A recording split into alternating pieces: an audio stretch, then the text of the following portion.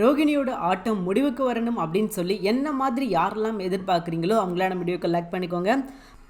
ஆமாங்க, நம்மளோட ஆசை எல்லாம் என்னவா இருக்குது அப்படின்னு பார்த்தீங்கன்னா, ரோகிணியோட ஆட்டம் சீக்கிரமே முடியணும் அப்படின்றது தான் நம்மளோட எண்ணமாக இருக்குது. ஆனால் டைரக்டர் என்ன சொல்கிறாரு அப்படின்னா, அதுக்கெலாம் வாய்ப்பே கிடையாதுப்பா, நீங்கள் கொஞ்சம் பொறுமையாக இருங்க அப்படின்ற மாதிரி சொல்கிறாரு. பொறுத்தது போதும், ஏதாவது பண்ணுங்கப்பா அப்படின்ற மாதிரி நமக்கே தோண ஆரம்பிச்சிருச்சுன்னா பாருங்களேன்.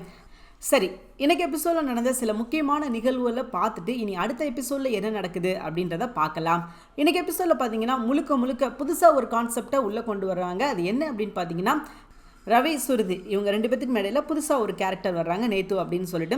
அவங்க ஒரு பக்கம் பிரச்சனையை ஏற்படுத்திடுவாங்க அப்படின்னு சொல்லி சுதா பயந்து போய் சுருதிக்கிட்ட அட்வைஸ் பண்ணுறாங்க. உன் வாழ்க்கை பறிபோயிருமோன்ற பயம் எனக்கு இருக்குது, என்னன்னு பாரு, மாப்பிள்ளை சரி கிடையாது அப்படின்னு சொல்லிட்டு சுருதியை ஏற்றி விட்றாங்க. சுருதி சிம்பிளாக சொல்கிறாங்க, அது எனக்கு தெரியும், ரவி மேலே எனக்கு நம்பிக்கை இருக்குது அப்படின்ற மாதிரி சொல்லி அவங்க முடிக்கிறாங்க. ரவியும் பார்த்தீங்கன்னா நல்ல கேரக்டராக தான் இப்போ வரைக்கும் காட்டுறாங்க, எங்கேயுமே அவர் ஒரு கெட்டவர் அப்படின்ற மாதிரி ப்ரொஜெக்ட் பண்ணலை. ஸோ அப்படி இருக்கும்போது ரவி மேலே அவங்க ரொம்பவே நம்பிக்கை வச்சுருக்காங்க. அவங்க அம்மா சொன்னதை கூட பெருசாக எடுத்துக்கிடலை. ஆனால் இது அவங்களோட மனசை உறுத்துமா அப்படின்னு கேட்டிங்கன்னா அதற்கான வாய்ப்பு இருக்குது. ஏன்னா அடுத்த சீன்லேயே டப்பிங்கில் உண்மையாக இருக்கிற மாதிரி மனைவிட்ட நடிச்சுட்டு அதுக்கப்புறம் இன்னொரு பொண்ணு கூட பழகிற மாதிரி ஒரு சீன் வந்துச்சுன்னு வச்சுக்கோங்களேன், அவளை தாங்க சுருதி அவுட்டு. உடனே போய் ரவியை சந்தேகப்பட ஆரம்பிச்சிருவாங்க, இல்லை சார் தப்பாக இருக்குது ஏதோ. ஏன்னா அவங்க சீரியலில் வந்து ஒரு பிரசவ வலியை பார்த்துட்டு எனக்கு குழந்தையே வேணாம் அப்படின்னு சொன்னவங்கன்றதுனால இந்த விஷயத்தை அவங்க எப்படி எடுத்துக்கிட்டாலும் ஆச்சரியப்படுறதுக்கு கிடையாது. சரி, இது ஒரு பக்கம் இருக்க. இன்னொரு பக்கம் பார்த்தீங்கன்னா இன்னொரு விஷயம் பண்ணுறாங்க. கொலு வைக்கணும் அப்படின்னு சொல்லி மீனா ஆசைப்படுறாங்க. அதை ஒரு கான்செப்டாக உள்ளே கொண்டு வர்றாங்க. அது ஒரு பிரச்சனையாகிறதுக்கு வாய்ப்புகள் அதிகமாக இருக்குது. ஏன் அப்படின்னா விஜய் அதற்கு அலோவ் பண்ண மாட்டேங்கிறாங்க. விஜயா என்ன நினைக்கிறாங்க அப்படின்னா, ஒருவேளை இதே விஷயத்த சுருதியோ ரோஹிணியோ கேட்டிருந்தா நான் கண்டிப்பாக ஓகேன்னு தான் சொல்லியிருப்பேன், ஆனால் இவன் அந்த விஷயத்த பண்ணுறது எனக்கு பிடிக்கல அப்படின்ற மாதிரி பார்வதிட்டு சொல்கிறாங்க. ஒரு வழியாக அண்ணாமலை நீ சூப்பராக பாடுவலை அப்படின்ற மாதிரி ஒரே ஒரு சின்ன பிட்டு போட்டு சம்மதிக்க வச்சிட்டாரு. கொலு நடக்குமா அப்படின்னு கேட்டிங்கன்னா கண்டிப்பாக அதற்கான வாய்ப்பு இருக்குது. சரி, இன்றைக்கி எபிசோடில் நடந்த விஷயங்கள் இவ்வளோ தாங்க. இனி அடுத்த எபிசோடில் என்ன நடக்க போகுது, ஏன்னா இதுக்கப்புறம் தான் முக்கியமான விஷயம் இருக்குது. அந்த கொலு விஷயங்கள்லாம் நடக்கும்போது ரோகிணி சிட்டிக்கு கொடுத்த வாக்கு நிறைவேற்றணும், எப்படியாவது நான் அந்த வீடியோ எடுத்து தரேன்னு சொல்லியிருக்காங்க இல்லையா, அதற்கான முயற்சியில் ஈடுபட போகிறாங்க. ஏன்னா அவங்கள பொறுத்த வரைக்கும் முத்து மீனா இவங்க ரெண்டு பேரும் நிம்மதியாக சந்தோஷமாக எங்கேயுமே இருந்துடக்கூடாது அப்படின்றதுல ஒரு முக்கிய பங்கு யார் வகிக்கிறாங்க அப்படின்னா ரோஹிணி தான். விஜயா விட ஒரு படி மேலே போய் இவங்க தான் எல்லா விஷயத்தையும் பிளான் பண்ணிக்கிட்டு இருக்காங்க. அதில் ஒரு விஷயம் தான் சிட்டி சொன்ன பிளான். இதை வந்து நான் சொல்லணும் அப்படின்ற அவசியம் கிடையாது. கண்டிப்பாக சிட்டி என்ன பிளான் போட்டிருப்பான், ரோஹிணி இப்போ என்ன பண்ணிக்கிட்டு இருக்காங்க அப்படின்றது எல்லாமே உங்களுக்கு நல்லாவே தெரியும். அதே மாதிரி அந்த கொலு ஃபங்க்ஷன் வருது இல்லையா, அதில் தான் இவங்களுக்கு முத்துவோட மொபைல் கிடைக்க போகுது. முத்துவோட மொபைலை எப்படியோ எடுத்துட்டாங்க. எடுத்து என்ன பண்ணுறாங்க அப்படின்னா அந்த வீடியோ சிட்டிக்கு அனுப்ப சிட்டிக்கு வந்து ரொம்ப சந்தோஷம். ஆகா, நம்ம எதிர்பார்த்த விஷயம் நடந்துருச்சுடா, இனி சத்யாவோட வாழ்க்கை அதோட காலி, முத்து மேலே தான் அவனோட கவனம் எல்லாமே திரும்பும், இந்த விஷயத்த பண்ணது எல்லாமே முத்து தான் அப்படின்னு சொல்லி நம்ம பரப்பணும் அப்படின்ற மாதிரி முயற்சி பண்ணுறாங்க. ஒருவேளை அந்த வீடியோவை முத்துவோட மொபைல்ல இருந்தே பப்ளிஷ் பண்ணிட்டாங்க, முத்து பப்ளிஷ் பண்ண மாதிரி பப்ளிஷ் பண்ணிட்டாங்கன்னா அதோட காலி. ஏன்னா அதுதான் பெரிய விஷயமா பெரிய பிரச்சனையாக பார்க்கப்படும். வேற யாரும் அந்த விஷயத்தை ஸ்ப்ரெட் பண்ணாங்க, இல்லை வேற யாரும் அந்த விஷயத்தை பரப்புனாங்க அப்படின்றது வேற. முத்துவே அந்த விஷயத்தை பரப்புனார் அப்படின்னா சத்யா அதை எப்படி எடுத்துக்குருவாரு? ஏன்னா சத்யாவுக்கும் முத்துவுக்கும் ஏற்கனவே முட்டல் மோதல் நிறையா இருந்தது. ஆனால் இப்போ தான் சத்யா வந்து திருந்திட்டான். ஓகே, இதுக்கப்புறம் சிட்டி கூட இருக்கிறது சரிப்பட்டு வராது, ஆட்டக்கடிச்சு மாட்டக்கடிச்சு கடைசியில் என் வீட்டுக்குள்ளே வந்து எங்கள் அக்கா மேலே கை வச்சிட்டான், இனிமேல் நம்ம கூட இருக்கிறது சரிப்பட்டு வராது அப்படின்னு சொல்லி சத்யா அவங்ககிட்ட இருந்து ஒதுங்கிட்டாரு. ஒதுங்கி இதுக்கப்புறம் நம்ம நல்ல வழியில் போகலாம் அப்படின்னு சொல்லி படிப்பில் கவனம் செலுத்துறதா இருக்கட்டும், மாமா கூட பிரச்சனை வச்சது தப்பு அப்படின்னு சொல்லிட்டு சத்யா கொஞ்சம் கொஞ்சமாக திருந்தி ஒரு நல்ல மனுஷனாக மாறிக்கிட்டு இருக்கும்போது நடந்தது பாருங்க ஒரு விஷயம். அந்த விஷயம் நடந்ததுக்கு அப்புறம் பார்த்தீங்கன்னா முழுக்கோவும் சத்யாவோட முழுக்கோவும் யார் மேலே திரும்புது அப்படின்னா முத்து மேலே திரும்புது. முத்து தான் இந்த விஷயத்தை பண்ணாரு, ஆரம்பத்துலேருந்து என்ன பழி வாங்கணும் அப்படின்னு நினச்சிக்கிட்டு இருந்தாரு. அதற்கான சரியான வாய்ப்பை தேடி காத்திருந்துருப்பார் போல இருக்கு. இப்போ அதற்கான வாய்ப்பு வந்தவனையும் என்னோட விஷயத்தை உடனே ஸ்ப்ரெட் பண்ணி என்னை வந்து அசிங்கப்படுத்திட்டாரு, என்னை மாட்டி விட்டார் அப்படின்னு சொல்லிட்டு இவன் தப்பாக புரிஞ்சுக்கிட்டான். ஏன்னா முத்து வந்து இவனை அசிங்கப்படுத்தணும் அப்படின்னு நினச்சிருந்தா இப்போ கிடையாதுங்க, எப்போவோ அசிங்கப்படுத்திருக்கலாம், எப்போவோ அவமானப்படுத்திருக்கலாம். மீனா கிட்ட போய் அந்த வீடியோவை காமிச்சா என்ன பண்ண போகிறாங்க, அதை ஒரு பெரிய பிரச்சனையாக்கி சிட்டி கூட மட்டும் கிடையாது, காலேஜுக்கு நீ போக வேணாண்டா, நீ வீட்டிலே இருன்னு சொல்லி கையக்கால உடச்சி போட்டிருப்பாங்க. அப்போவே சொல்லாத முத்து இப்போவா சொல்ல போகிறார் அப்படின்றத கொஞ்சம் யோசிச்சிருந்துருக்கலாம். ஆனால் யோசிக்கலை. இப்போ முத்து மொபைல்லேருந்து அந்த வீடியோ லீக் ஆயிடுச்சு. லீக் ஆனதுக்கப்புறம் மீனாவுக்கு செம்ம டென்ஷன். என்னங்க நீங்கள் இப்படி பண்ணிட்டீங்க அப்படின்ற மாதிரி கேட்க சத்யாவும் என்ன பண்ணுறாரு அப்படின்னா அதற்கு பதில் போட்டு கொடுத்துட்டாரு. இந்த விஷயம் எல்லாமே தெரிஞ்சது மாமாவுக்கு தான் தெரியும், நான் இப்போ திருந்திட்டேன், என்னை பழி வாங்கணும் தான் மாமா இப்படி பண்ணிட்டாரு அப்படின்னு சொல்லி போட்டும் கொடுத்துட்டான். இப்போ மீனாவோட மொத்த வன்மமும் யார் மேலே இருக்குது அப்படின்னு பார்த்தீங்கன்னா முத்து மேலே தான் இருக்குது. தன்னோட தம்பியோட படிப்பை நாசமாக்குனது, தன் தம்பியோட வாழ்க்கையை கெடுத்தது எல்லாமே முத்து தான் அப்படின்ற மாதிரி அவங்க தப்பாக புரிஞ்சுக்கிட்டாங்க. உண்மை சொல்லணும் அப்படின்னா இந்த விஷயத்தை எப்போவோ அவர் காமிச்சிருந்துருக்கணும்.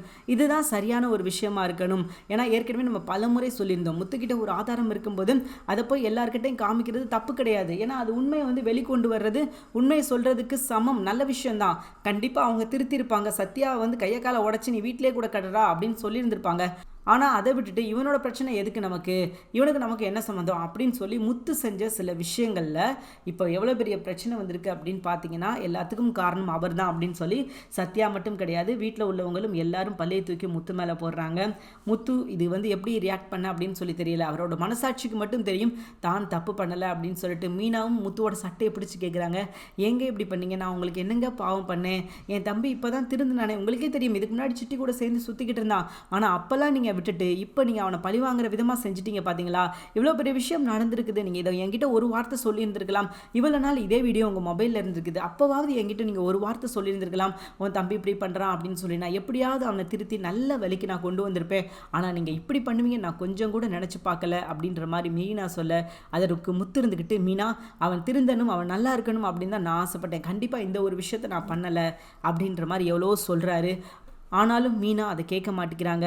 அவங்க மேலே எந்த தப்பும் கிடையாது. அவங்க என்ன பண்ணுவாங்க, கண்ணால் காண்பதெல்லாம் போய் அப்படின்றது அவங்களுக்கு தெரிஞ்சாலுமே கண் முன்னாடி நடக்கிற சம்பவம் அண்ட் சத்யா சொன்ன விஷயங்கள் இது எல்லாமே முத்துவுக்கு அகென்ஸ்டாக இருக்குது அப்படின்றதுனால அவங்களால எந்த ஒரு விஷயத்துலையும் மூக்க நுழைக்க முடியல. அதனால அவங்க முத்து தான் இந்த விஷயத்த பண்ணார் அப்படின்னு சொல்லிட்டு நம்பிட்டாங்க.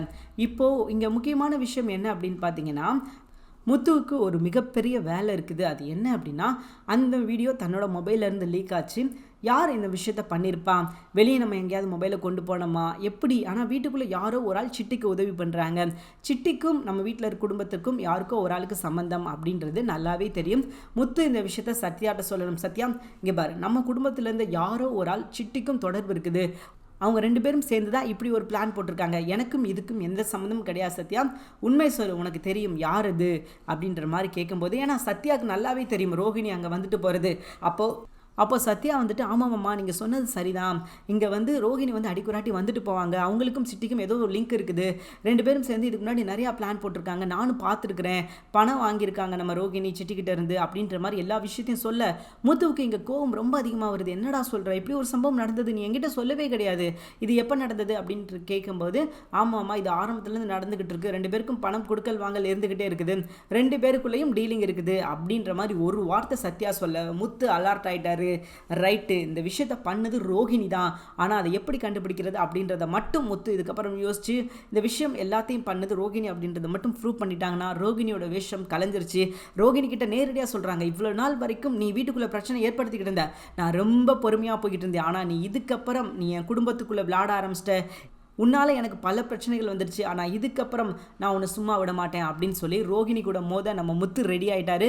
இதுதாங்க நம்ம எதிர்பார்த்த ஒரு முக்கியமான திருப்புமுனை அப்படின்னு சொல்லலாம். இப்போ வரைக்கும் பண்ண விஷயங்கள் எல்லாமே ரோஹிணி எல்லாமே நெகட்டிவ் தான், ஆனால் இதுக்கப்புறம் ரோஹிணியால் தப்பிக்கவே முடியாது. முத்துவை பகைச்சிக்கிட்டாங்க, முத்து எப்படியாவது உண்மையை கண்டுபிடிக்க போகிறேன் அப்படின்னு சொல்லி கிளம்பியிருக்காரு. இதுதான் ரோஹிணியோட வீழ்ச்சியோட ஆரம்பம் அப்படின்னு சொல்லலாம். ரோஹிணி இதுக்கப்புறம் தலையே தூக்க முடியாத அளவுக்கு முத்து செய்ய போகிற சம்பவம் இருக்குது.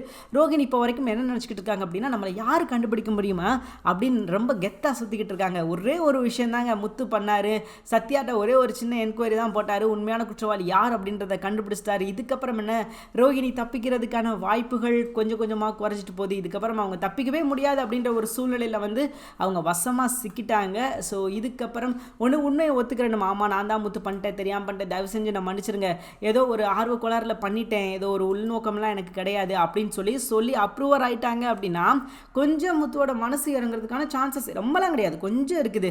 ரைட்டு போய் தொலை, 1000 தான் இருந்தாலும் அண்ணனோட பொண்டாட்டி ஆகிட்ட அப்படின்னு சொல்லி விடுறதுக்கான வாய்ப்பு இருக்குது. ஆனால் அதை விட்டுட்டு அப்படி தான் பண்ணுவேன் அப்படின்னு சொல்லி அவங்களும் கெத்தாக நின்னாங்க அப்படின்னா சொல்லவே வேணாம், நம்ம முத்து ஆட்டத்தை ஆரம்பிச்சிடுவார் அப்படின்னு சொல்லலாம்.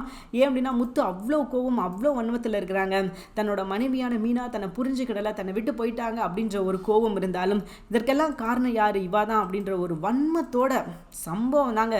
இதெல்லாம் நம்ம எதிர்பார்த்துருக்கவே மாட்டோம் இப்படி பண்ணுவார் அப்படின்னு சொல்லிட்டு அந்த அளவுக்கு ஒவ்வொரு ஒவ்வொரு சம்பவம் ரொம்ப தரமான சம்பவமாக இருக்க போகுது. ஏன்னா இது வரைக்கும் ரோகிணியை வந்து யாருக்குமே பிடிக்காது, அவங்கள ஒரு எளிமையாக தான் பார்த்துக்கிட்டு இருந்தாங்க.